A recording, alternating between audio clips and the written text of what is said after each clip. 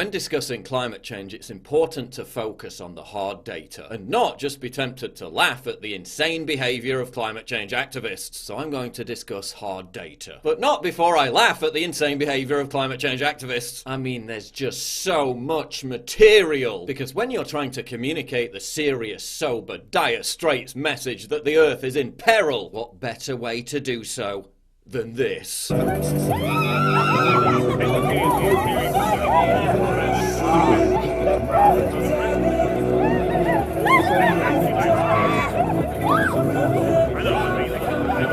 I was a bit skeptical before, but that's me convinced. No, wait. Now I'm convinced. If only we could figure out a technological way to harness the power of crazy to replace fossil fuels, because Jesus Christ, it's in plentiful supply.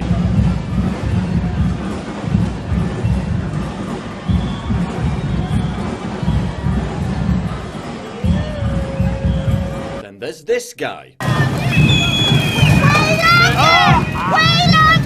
Another fountain of rational credibility. But get this, they arrested him when he was about to save the Amazon. He's here to save the Amazon! Amazon's fucked now. Press F to pay respects.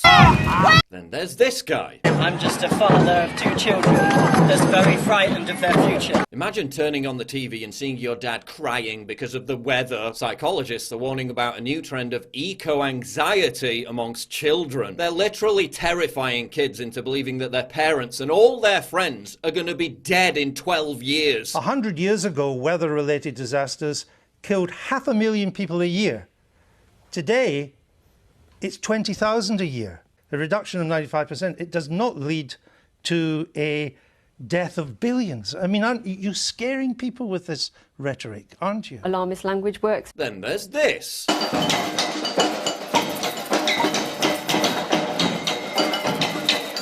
Fuck is that? Go clean up a beach or something. This isn't a protest. This isn't taking action. It's a social occasion. It's Burning Man on Thames. It's a bunch of sanctimonious, privileged, posh twats lecturing working class people on why their living standards should be reduced even further. Hundreds of middle-class vegans occupying Smithfield Meat Market, preventing ordinary working people from doing their jobs. Then going to McDonald's for their lunch. Why are they coming to demonstrate against us, possibly putting us out of work? Asked one worker. Because of this happy-clappy mob, I'm not going to be able to pay my bills. Bravo, guys, bravo! Elitist smug snobs putting working class people out of work, out of business. So liberal, so progressive. When you start to resemble the aristocrats from the Hunger Games, you've probably stopped representing the interests of working class people. May the odds be ever in your favour. There are literally mass riots in major Western countries like Holland and France because working and lower middle class people are having their livelihoods destroyed by climate taxes. In France, the Yellow Vest movement began partially as a revolt against fuel tax hikes. In Holland, the Boeren protest began as a revolt against environmental regulations on livestock, both of which you lot support as you jet off to your daddy's ski lodge in Stad while pontificating about how much you care about the little people. The best thing you could do is to change your own bloody lives and stop telling the rest of us how to change ours and demanding change immediately. You're a bunch of self-entitled wastrels. Get back to whatever work it is you're supposed to be doing and stop being a pain in the arse. Then there's the giant waste of taxpayer money and resources. Knife crime in London is at a record high. People are being stabbed to death every day. Oh, but I'm sorry, we need 9 police officers to escort this giant pink octopus out of the area. Then there's the sheer, unbridled, rank hypocrisy. And listen, I know everyone's a hypocrite to some extent. I know none of us can lead the perfect life in line with all our beliefs. But Jesus Christ, there's more hypocrisy on display when it comes to climate change activists than if Matt Lauer turned up at a women's rights march. A diesel generator.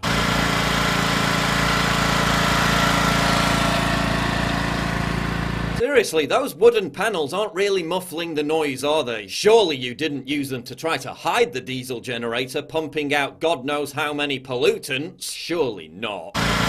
Take these 3 clowns, all of them wearing Extinction Rebellion badges to support the cause. Stephen Fry, Do you think his eco-awareness began before or after he took a big fat cheque to front an ad for Heathrow Airport? Now that you've landed at Heathrow, let me be the first to welcome you to this happy island we call home. The UK's biggest, most polluting airport, the airport these Extinction Rebellion activists are always trying to shut down. So eco-friendly. Then these two idiots, Olivia Colman and Azim Chowdhury. Both were paid by British Airways, the UK's biggest and most polluting airline, to appear in an ad that is played before every single BA flight. After the success of last year's in-flight safety video, lots more actors have been in touch with me being like, Chibadi, please let us be part of the sequel. Thank you, darling. Cappuccino, yeah? 4 sugars? Actually, I've come to read for the audition. So all three virtue signal about reducing CO2 emissions, having literally taken money from the biggest airport and biggest airline in the country. So eco-friendly. Here's another thought.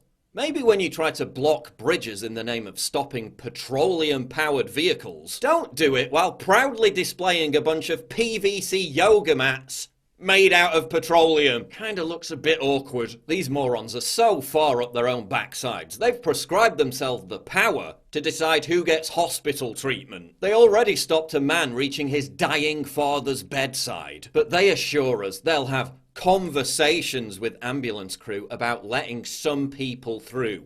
Possibly. Now, there's a major hospital, isn't there, on Westminster Bridge? Are you worried about how it could impact patients or families trying to visit, their loved ones?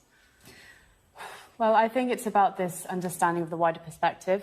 We have people on the bridges who can have conversations with people who are trying to get there, and there's potential of, if people really need to get there, about letting them through, possibly in that conversation, possibly. Oh, I'm sorry, your son's bleeding profusely to death. Let's just check with Sebastian here to see if he's finished his Kundalini. Possibly. Extinction Rebellion. As you shut down main roads leading to London hospitals, I walked 20 minutes with someone who has cancer so they could get to hospital for a procedure as the car couldn't get through. 20 minutes might not sound long, but when you have cancer, it is. Thanks, Extinction Rebellion. As ever with these clowns, it's very much do as I say, not as I do. When it comes to their lifestyles, it's not about reducing carbon footprints on an individual level. Do you have a TV at home? I don't think that's relevant. Do your kids use iPads and computers? It's yes not or no? relevant to... Can you answer these questions? It's not relevant. It's really not about individual carbon footprints. But when it comes to what you're allowed to do, it's a completely different story. So when Prince Harry said everyone's carbon footprint counts, every footprint counts... It does. He's wrong. It does. Oh, it does? It does. You said it doesn't. It's really not about individual carbon footprints. Every footprint counts. It does. It's really not about individual carbon footprints. And what about Extinction Rebellion as a group itself? It was founded by this guy. Listen to how reasonable he sounds. We are going to force the governments to act, and if they don't, we'll bring them down and create a democracy fit for purpose.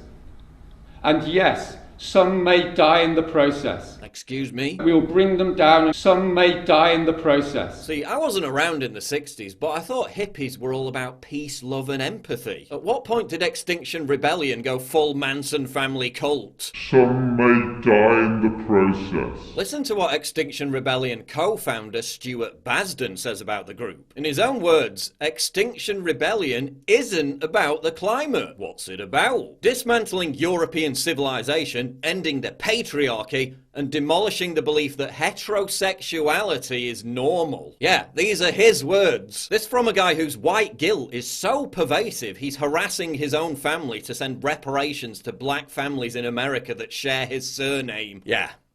Really. So according to the two founding members of Extinction Rebellion, it's about overthrowing governments, during which process some people might die. Some may die. And overthrowing the entire system of Western civilization, right down to the biological reality of heterosexuality as the normal default human breeding proclivity. And there you were thinking it was about recycling your jam jars. Who funds Extinction Rebellion? Despite claiming how completely transparent they are about this, some of the names of those who donate large amounts are kept secret. Oh, and they've raised nearly £1 million in just a few days. Still, someone's got to pay for all that MDMA. Extinction Rebellion's poster child is Greta Thunberg. Greta Greta is our Lord and Saviour. She's the new Jesus Christ. She can do no wrong. Let the church bells ring. Got a few questions about her friends though. Arnold Schwarzenegger, the dude who literally has a garage full of muscle cars and tanks. So eco-friendly. Prince Harry, the dude who took 4 private jet trips in 11 days to save the planet. No, to party at Elton John's mansion. So eco-friendly. Leonardo DiCaprio, the dude who took a private jet to pick up an environmental award. The dude who hangs out on 470-foot luxury yachts owned by billionaire Middle Eastern oil sheiks before going on people's climate marches. So eco-friendly. Absolutely fucking not. The most vehement opposition to Extinction Rebellion is from people aged 65 plus. Oh, who cares what they think? This is about future generations. This is about the climate kids. Really? Let's have a look at what the boomers have to say. Climate kids, when placing blame and pointing fingers, remember this. It was our generation that introduced recycling to keep up with the demand of consumption from your generation. When we were kids, the only fast food was at the local chippy and it came wrapped in newspaper, not in a polystyrene case. Our energy drink was Lucozade and it came in a glass bottle that we used to take back to the shop to recycle.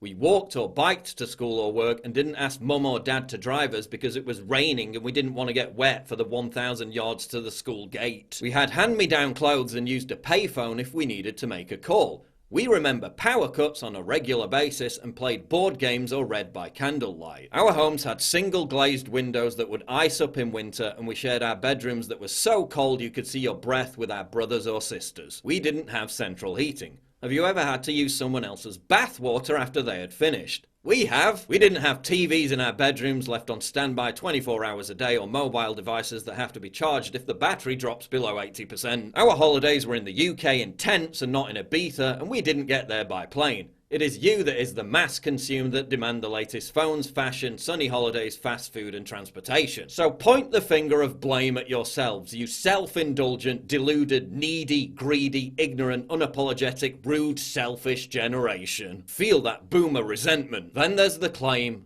that all this is academic because we're in a climate emergency. This is an emergency. Bullshit. It's all bullshit. There are real environmental issues.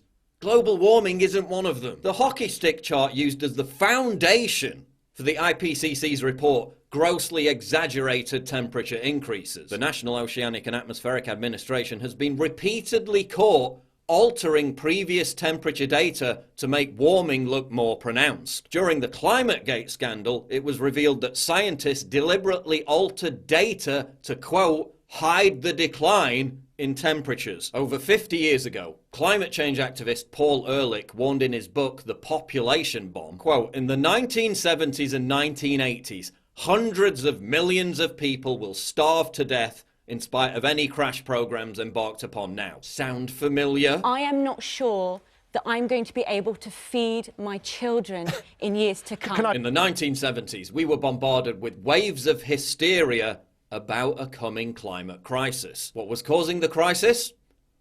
Global cooling. Newsweek, April 28, 1975. The cooling world. Unless we did something drastic, falling temperatures were going to cause mass starvation. Again, sound familiar? I am not sure that I'm going to be able to feed my children in years to come. And you know why back then they were all fear-mongering about global cooling? Because after World War II, temperatures across the planet substantially dropped, even as CO2 emissions substantially increased. Wait, it's almost as if there's no actual connection between the two and that the sun is the real driver of climate, given that sun activity is far more closely aligned with temperature fluctuations. Surely not. It's almost as if there have been far warmer periods in the history of the planet which actually resulted in a thriving ecosystem. Surely not. It's almost as if ice core samples prove temperature leads CO2 increases and not the other way round. Surely not. The new study to be presented by U.S. Navy researchers later this week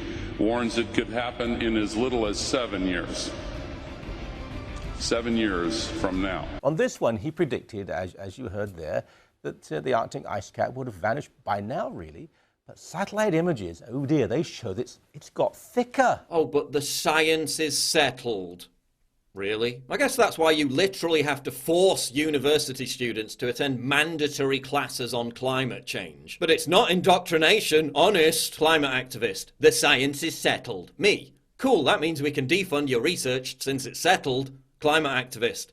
Defund the... what? It's almost as if all the investment firms, NGOs and billionaire elitists fear-mongering about climate change are the same people who stand to make gargantuan, jaw-dropping profits off of climate change because they own and are all invested in the carbon trading mechanisms that deal with carbon offsets. The combination of global warming and growing environmental consciousness is creating a potentially huge market in the trading of pollution emission credits. BlackRock Capital with the Climate Finance Partnership, HSBC, JP Morgan Chase and Citi, all part of the Blended Finance Action Task Force, and they state there are, quote, profits to be had in, quote, climate-related sectors. Rothschild Australia and E3 International launching the Carbon Ring Consortium. 23 multinational corporations at the G8 Climate Change Roundtable, including Ford, Toyota, British Airways, BP and Unilever, who all called for these carbon trading systems to be established right at the beginning. Rothschild, HSBC, JP Morgan Chase, BP, Ford.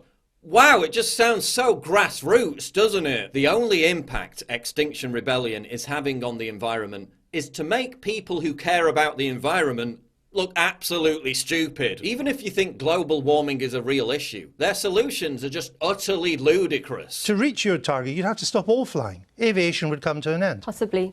I mean... by 2025. They could be directing thousands of people to clean up beaches, to plant trees. You know, real environmentalism. What are they doing instead? Antagonizing ordinary people, depriving the working class of employment, and clowning around like it's the last day of Woodstock. There are real environmental issues, but global warming isn't one of them. Man-made climate change is a monumental top-down fraud. It's a ploy to prevent the third world from developing, to keep it mired in poverty. It's a huge tax scam to redistribute wealth from the poor and the middle class to the 1%. And these self-satisfied, sanctimonious, useful idiots, whether they know it or not, are fully complicit.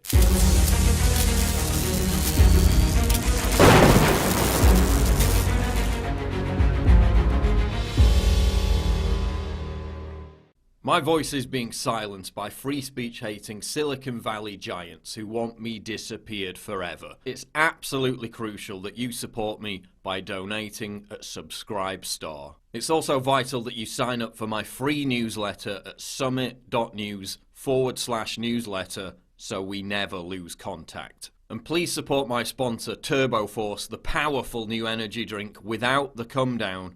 Link in description.